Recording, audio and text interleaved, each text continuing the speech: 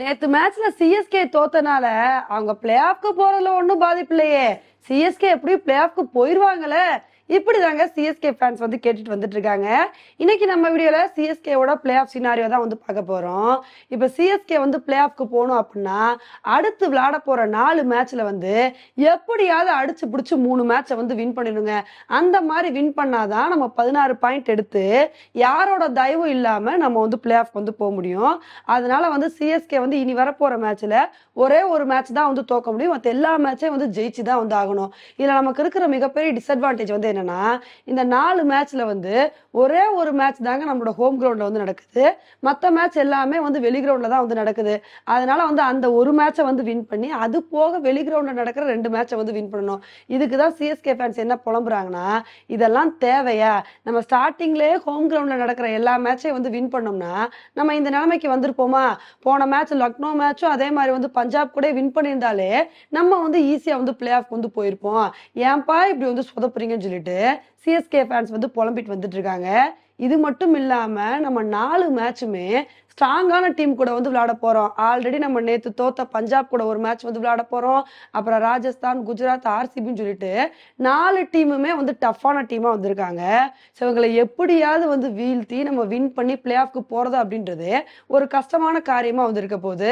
இப்ப அடுத்து 4 மேட்ச்ல நமக்கு ஒரு அட்வான்டேஜ் வந்து என்னன்னா, 2 மேட்ச் வந்து டே மேட்சா வந்திருக்குங்க.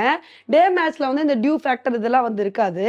ஸோ அதனால அந்த மேட்ச்ல வந்து நம்மளோட ஸ்பின்னர்ஸை கொண்டு வந்து ரொம்ப அழகா விக்கெட் எடுத்து நல்ல ஒரு பவுலிங் பர்ஃபார்மன்ஸ் வந்து கொடுத்தோம் அப்படின்னா கண்டிப்பா இந்த 2 மேட்ச் வந்து வின் பண்ணிடலாம். அதனால வந்து அதுக்கு தகுந்தாப்புல நம்மளோட பவுலிங் பர்ஃபார்மன்ஸ் வந்து இருக்கணும். நம்ம சிஎஸ்கே வந்து பவுலிங்ல ரொம்ப சொதப்புறோங்க. அது மத்தீசா பத்திரன்லாம் வந்து இல்லை அப்படின்னா ரொம்பவே வந்து கஷ்டப்படுறோம். இதுல ஒரு டிராபேக் என்ன அப்படின்னா, நம்மளோட முஸ்தபிசர் ரஹ்மான் வந்து நேத்து தான் வந்து கடைசி மேட்ச் வந்து விளையாண்டுருக்காரு. அதுக்கப்புறம் ஒரு மேட்ச் கூட வந்து விளையாட போறது இல்லை.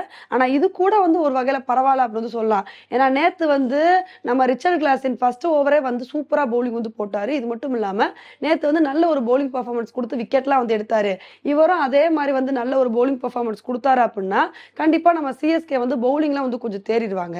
அதே மாதிரி மத்தீசா பத்திரனா வந்து ஒவ்வொரு மேட்ச்லயுமே வந்து இடம் பெறணுங்க. அவர் இல்லை அப்படின்னா நம்ம வந்து ரொம்ப கஷ்டப்படுறோம்.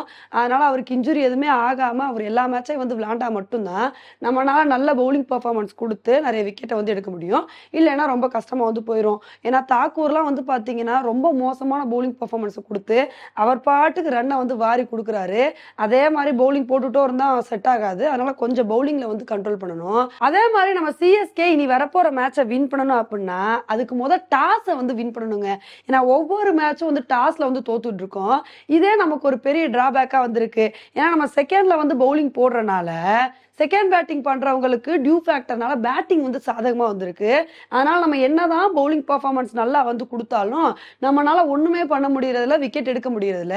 இதனாலே செகண்ட் பேட்டிங் பண்றவங்க ஈஸியா வந்து ஜெயிச்சுட்டு வந்து போயிடுறாங்க.